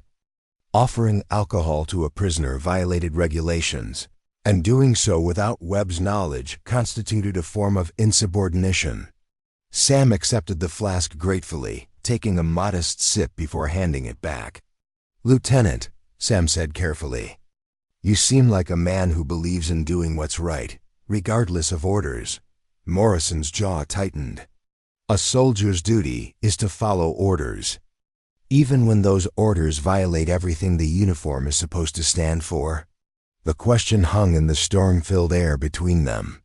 Morrison had been asking himself the same thing since overhearing Webb's conversation about Ayanna, and he was no closer to a comfortable answer. "What do you know about military justice, Mackenzie?" "Enough to know that murdering civilian women doesn't qualify as serving your country." Morrison went very still. "What are you talking about?" Sam made a calculated decision to trust the young officer with the truth. If he was wrong about Morrison's character, it would likely cost both him and Ayanna their lives. But if he was right, it might be their only chance for survival. "I know about Sergeant Kane's patrol," Sam said quietly. "I know what Captain Webb really sent them to do to the Shoshone woman traveling to Denver, and I'm betting you know it too." The lieutenant's face went ashen. "You were listening to our conversation. Hard not to, chained up 10 feet away from your fire. The question is, what are you going to do about it?" Morrison stood abruptly, pacing a few steps away before turning back. The internal struggle was written clearly across his features: duty warring with conscience, career ambitions battling against basic human decency. "Even if what you're suggesting were true," he said finally, "what could I possibly do? I'm one lieutenant in a company commanded by a captain who has the full backing of Fort Bridger's administration." "Does he?" Sam asked pointedly. "Or does He just have the backing of officers who don't know what he's really doing. Tell me, Lieutenant, how many of your fellow officers would approve of murdering an unarmed woman to cover up a 7-year-old massacre? The words hit Morrison like physical blows. His shoulders sagged as the full weight of his situation became clear. He was trapped between his loyalty to the Army and his loyalty to the principles the Army was supposed to defend. Even if I wanted to help, Morrison said desperately, Kane's patrol has a 12-hour head start. There's no way to warn this woman in time. There might be, Sam said urgently, but it would require someone with authority to dispatch a messenger, someone who could send a rider on a faster route through the mountains. That someone would have to be an officer. That someone would have to be you. Morrison stared at Sam through the driving rain, understanding the full implications of what was being asked. Helping a prisoner escape military custody was desertion. At best, treason at worst. But allowing an innocent woman to be murdered by soldiers under his own command was a different kind of treason, a betrayal of everything he'd sworn to protect when he accepted his commission. There's more you need to know, Sam continued, pressing his advantage. The woman Captain Webb wants dead. Her name is Ayanna. 7 years ago, Webb led a patrol that massacred her entire family, including children, because he thought they were hiding gold. They weren't. It was pure greed and racial hatred that motivated the killings, and Webb has spent years covering it up. Morrison's face went deadly pale. How do you know this? Because Ayanna told me herself. She's one of the survivors Webb thought he'd killed. And now she's carrying evidence that could expose him for what he really is, a murderer who's been using his uniform to commit crimes against innocent people. The lieutenant stood frozen in the storm, his worldview crashing down around him. Everything he'd believed about military honor, about the righteousness of their mission and the territories, was being systematically destroyed by the truth of his commanding officer's actions. My God, Morrison whispered. If this is true, It is true, Sam said firmly. And right now, Kane and his men are riding hard to silence the only witness who can prove it. Unless someone with the authority to act chooses to do the right thing. Morrison was quiet for a long moment, the only sounds the drumming of rain on canvas and the distant snoring of exhausted soldiers. When he finally spoke, his voice had changed, no longer the uncertain tone of a conflicted subordinate, but the firm resolve of an officer who'd found his moral center. What would you need me to do? Sam felt a surge of hope so intense it was almost painful. I need you to release me, give me a fast horse, and send me after Kane's patrol with a small detachment of men you trust absolutely, men who enlisted to protect innocent people, not to murder them. That's desertion for all of us. No, Sam said firmly. That's justice.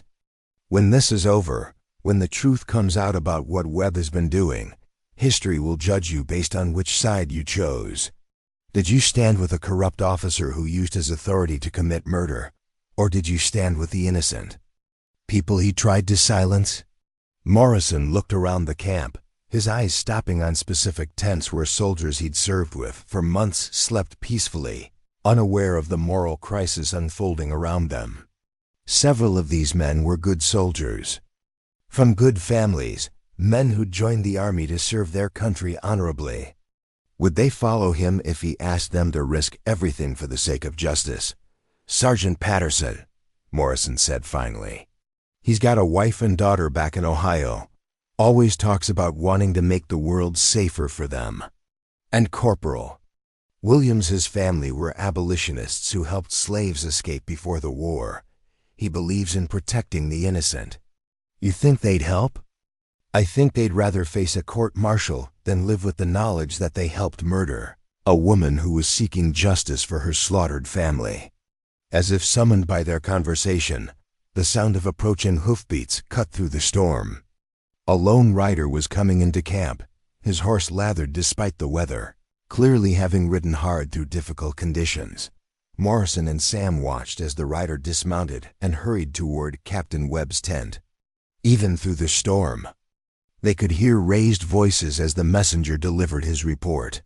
A few minutes later, Webb emerged from his shelter, his face twisted with rage. "Lieutenant Morrison." Webb's voice cut through the wind like a whip crack.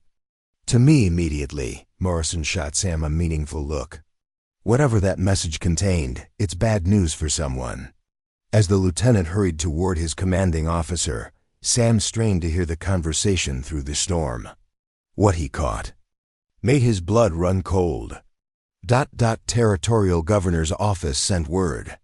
Webb was saying. Official escort already dispatched to meet the Indian woman. Federal marshals. Direct orders from Washington. Double quotes. The implications were staggering. The territorial government had taken Ayanna's mission seriously enough to provide federal protection. If Kane's patrol intercepted her party now, they wouldn't just be murdering a native woman. They'd be attacking federal marshals, an act that would bring down the full weight of Washington's wrath. But Webb's reaction suggested he wasn't backing down. If anything, the stakes had just gotten higher, and desperate men made increasingly dangerous decisions. Morrison returned a few minutes later, his face grim. "Kane's orders have been changed," he reported quietly. "He's now supposed to intercept the federal escort and claim there's been reports of hostile Indians in the area. He's to take custody of the woman for her own protection and bring her back to Fort Bridger, where she conveniently disappeared during an Indian attack that never happened." Exactly. Webb's painted himself into a corner, and now he's going to commit federal crimes to avoid facing justice for his past federal crimes. Sam looked up at the young lieutenant through the driving rain. "So what's it going to be, Lieutenant? Are you going to be part of this, or are you going to stop it?" Morrison's hand moved unconsciously to his sidearm, and for a moment, Sam wondered if he'd misjudged the man's character entirely. But then the lieutenant's shoulders straightened with military bearing, and Sam saw the decision crystallize in his eyes. "Sergeant Patterson, Corporal Williams, and Private Torres," Morrison said quietly. "Good men who joined the army to protect people, not to prey on them. If I can convince them of the truth, will you trust them with your life? If you trust them with yours?" Morrison nodded once sharply. "Then we'd better move fast. Kane's got a head start, but we know these mountains better than he does. There might still be time." As the lieutenant disappeared into the storm to gather his chosen allies, Sam felt the carved horse that Morning Star had given him pressing against his palm. The little girl had asked him to promise to come back, but she hadn't said anything about the methods he could use to keep that promise. Sometimes justice required good people to break bad laws. And sometimes honor demanded that soldiers defy corrupt officers in defense of innocent lives. The storm was about to become the least of their worries. The mountain pass, known as Devil's Backbone, had claimed more lives than any other route through the Wind River Range, its narrow ledges and treacherous switchbacks, challenging even the most experienced riders. But it was also the fastest way to intercept Sergeant Kane's patrol before they could reach Ayanna's party, which made it the only choice for Lieutenant Morrison's desperate rescue mission. Sam Mackenzie rode at the head of their small column, his hands finally free of shackles, mounted on a powerful cavalry horse that Morrison had requisitioned from the remuda. Behind him rode 4 soldiers who had chosen justice over blind obedience. Morrison himself, the steady Sergeant Patterson, the quietly determined Corporal Williams, and young Private Torres, whose family had fled Mexico to escape military oppression and who understood the cost of corrupt authority. They had been riding hard for 6 hours through terrain that would have been challenging in daylight, navigating by starlight and the pale glow of fresh snow on the peaks above. The storm had passed, leaving the air crystal clear and cold enough to turn their breath to vapor, but the treacherous footing remained slick with ice and mud. "There," Sam said quietly, pointing toward a distant valley where the faint glow of campfires was visible through the trees. "That has to be them." Morrison raised his field glasses, studying the layout below. I'd count 8 men around 2 fires. That's Kane's full patrol. He lowered the glasses, his young face grim with determination. But I don't see any sign of the federal escort or the woman they're supposed to be protecting. Which means we're not too late, Patterson observed, checking his rifle for the 3rd time in the past hour. Kane hasn't found them yet. Sam studied the tactical situation with the eye of a man who'd survived more than his share of dangerous encounters. Kane had positioned his men well, controlling the main trail while maintaining good fields of fire in all directions. A direct assault would be suicide, but there might be another way. There's a game trail that leads down from the North Ridge, Sam said, pointing to a barely visible track that wound through the pine trees. I used it when I was hunting these mountains as a boy. It comes out about a 1/4 mile behind their camp. That's a long way to approach without being spotted, Williams pointed out. Especially in this moonlight. Not if we create a distraction. Morrison said thoughtfully. Kane knows I'm supposed to be with the main column. If I ride in alone, claiming I've been sent with new orders, it might draw their attention long enough for the rest of you to get into position. Sam shook his head firmly. Too dangerous. Kane knows Webb well enough to be suspicious of any change. In plans, he might shoot first and ask questions later. Then what do you suggest? Before Sam could answer, the sound of approaching hoofbeats echoed up from the valley below. All 5 men froze, watching as a new group of riders emerged from the forest and approached Kane's camp.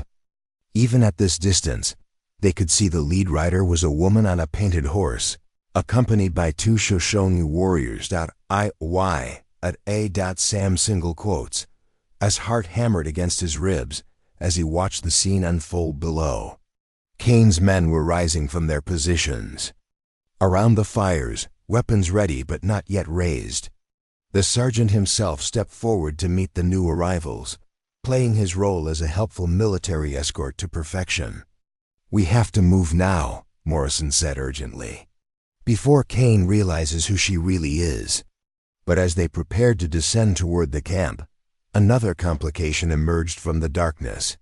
A 3rd group of riders was approaching from the east, men in civilian clothes who rode with the confident bearing of federal authorities. The promised escort had arrived, but they were walking into Kane's trap just as surely as Ayanna was. Jesus, Torres whispered. It's about to become a massacre down there. Sam made a decision that surprised even himself. Instead of taking the cautious approach that might save some lives while losing others, he chose the bold path that offered the only chance of saving everyone. Give me your bugle, Torres. Sir, your bugle. And Lieutenant, I need you to trust me one more time. Morrison didn't hesitate. What do you need? When I give the signal, I want you and your men to charge down that main trail like you're leading a full cavalry company. Make as much noise as possible, blow that bugle like the whole damn army is coming. Meanwhile, I'm going to circle around and try to reach Ayanna before Kane realizes what's happening. That's suicide, Mackenzie. You'll be outnumbered 8-1. Sam smiled grimly, patting the neck of his borrowed horse. Maybe, but I've got something Kane doesn't. What's that? Thunderbolt. It took Morrison a moment to understand. When he did, his eyes widened with realization.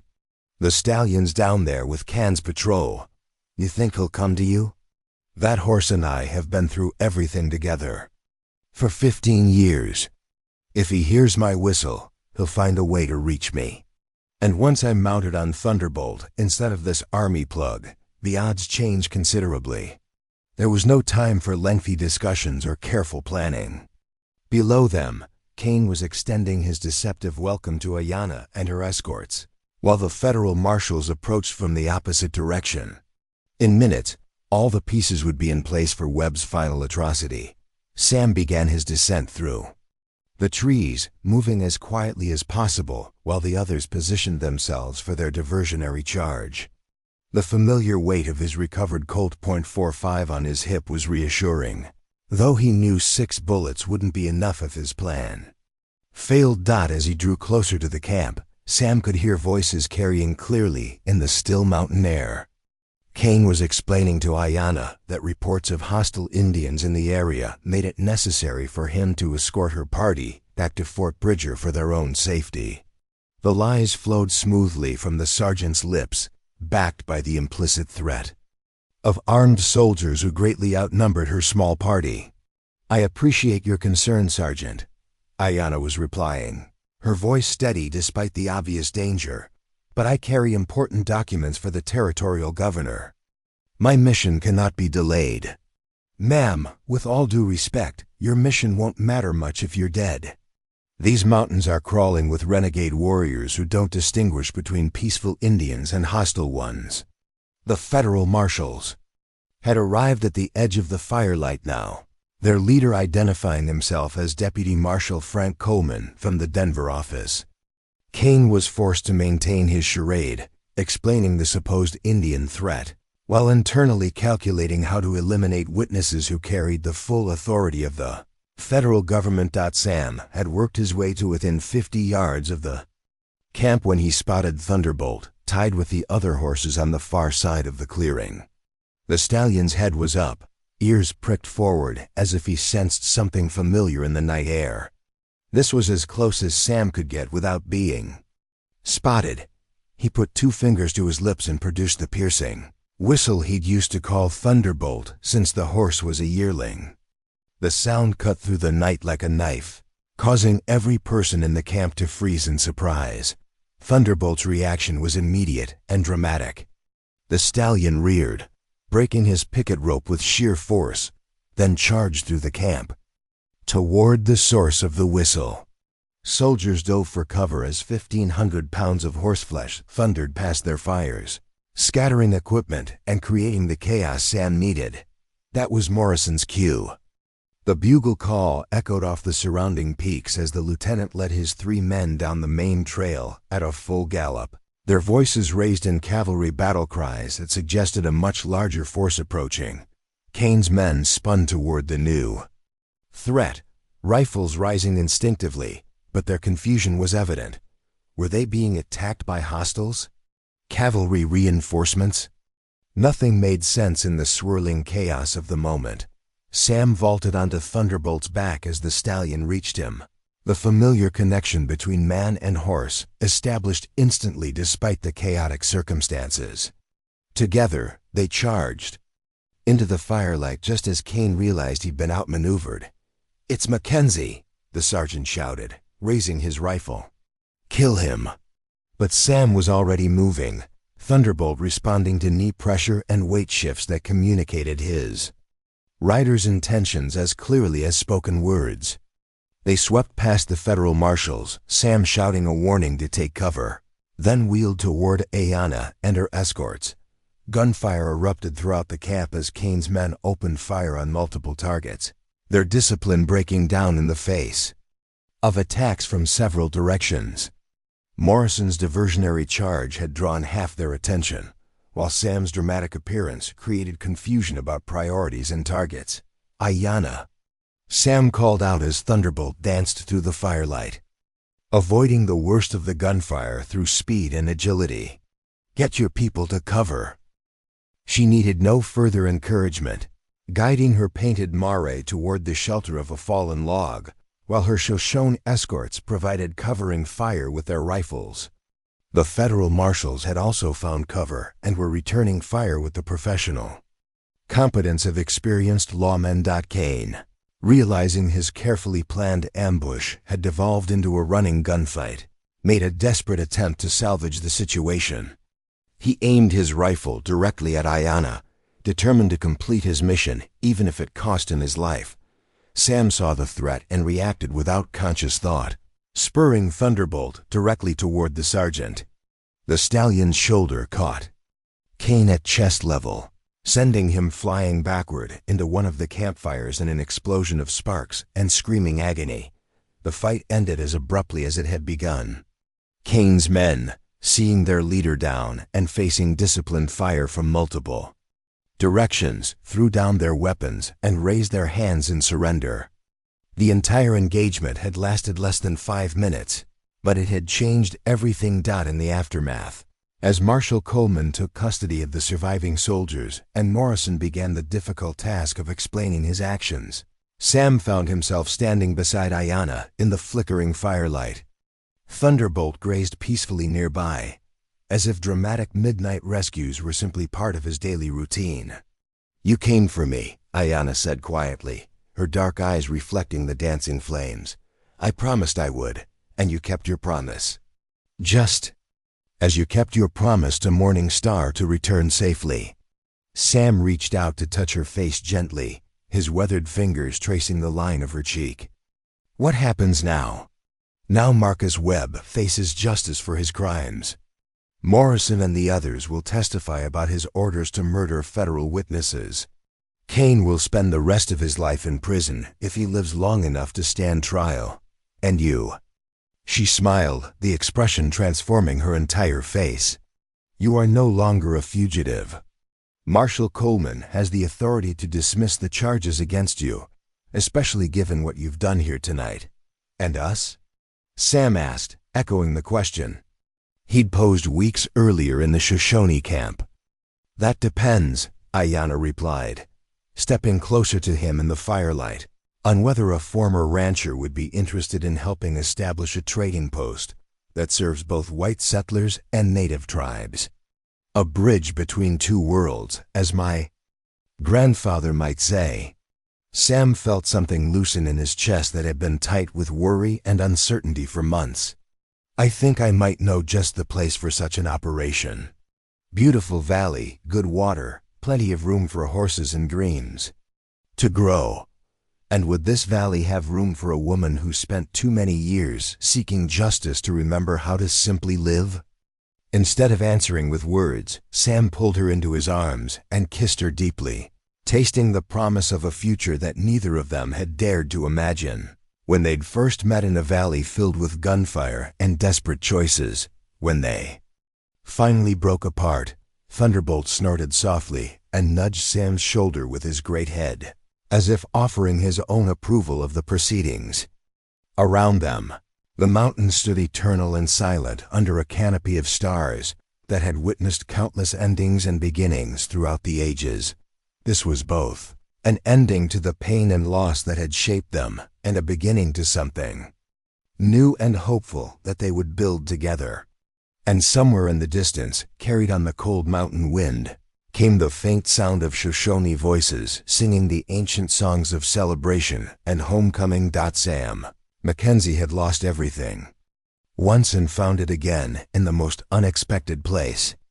Now, with Ayanna's hand in his and Thunderbolt contentedly grazing beside them, he understood that sometimes what looks like an ending is really just the first chapter of a much better story. The cowboy had given his last horse to save a native family, and the chief's daughter had ridden it straight to his heart. But more than that, they had both discovered that love could bloom even in the harshest wilderness, and that justice, however long delayed, could still find its way home. Up next, you've got 2 more standout stories right on your screen. If this one hit the mark, you won't want to pass these up. Just click and check them out. And don't forget to like, subscribe, and turn on the notification bell so you don't miss any upload from us.